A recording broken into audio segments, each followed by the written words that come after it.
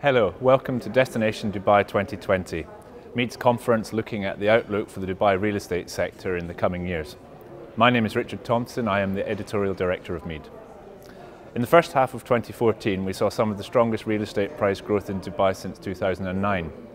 Those prices eased off in the second half of the year, and in the final months of 2014 the sudden drop in oil prices changed the outlook for the regional economy. Destination Dubai 2020 looks at the impact of falling oil prices and the changed economic environment on Dubai's real estate sector. In the short term, we don't really see much of an impact except for through sentiment, but there's potentially an impact in about 2 to 3 years based on our statistical analysis of looking at the relationship between oil prices and GDP. And so that leaves us a little vulnerable for about 18 months in 2016, 2017, when that potential impact will hit before the additional demand from Expo in 2018 will hit. But of course, this is all dependent on a low average annual oil price. Now, if it goes up this year and increases it to an average of $70 a barrel for 2015, then there's less of an issue. So you have to look at the total annual averages. Delegates from around the Gulf and from Dubai and the other emirates of the UAE came to discuss the major sectors of the real estate industry: residential, commercial, hospitality, and the impact on those sectors of this new environment.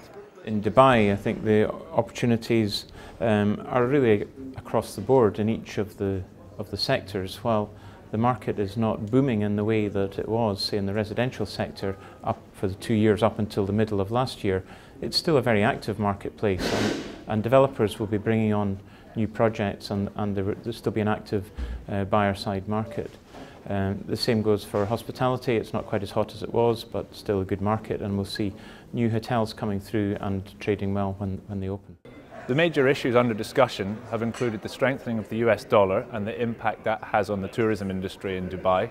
A stronger dollar means Dubai is a relatively more expensive place to visit. Because the dirham is tied to the dollar, for many people who are travelling here as tourists or investing in Dubai, it's a more expensive place than it used to be, so that's a challenge. I think it's important to note that we're not really looking at a situation like we had in 2009 where the market completely stopped. I think we've got a situation at the moment where the market's paused just to reassess what's going on.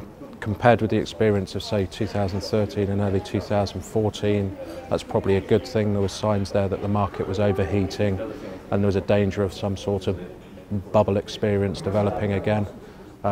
That's now subdued. A lot of the heat's been taken out of the market, so if oil prices do return and people are confident to invest again, then I expect more sustainable development in the future. The fall-off in Russian visitors is also a significant issue for Dubai property developers and particularly people in the hospitality sector. Russian visitors represent the 5th biggest group of national visitors to the Dubai tourism industry, and the fall-off in numbers is quite a significant impact. Will have a short-term effect. I would see now is the Russians, the strengthening dollar, the weakening ruble.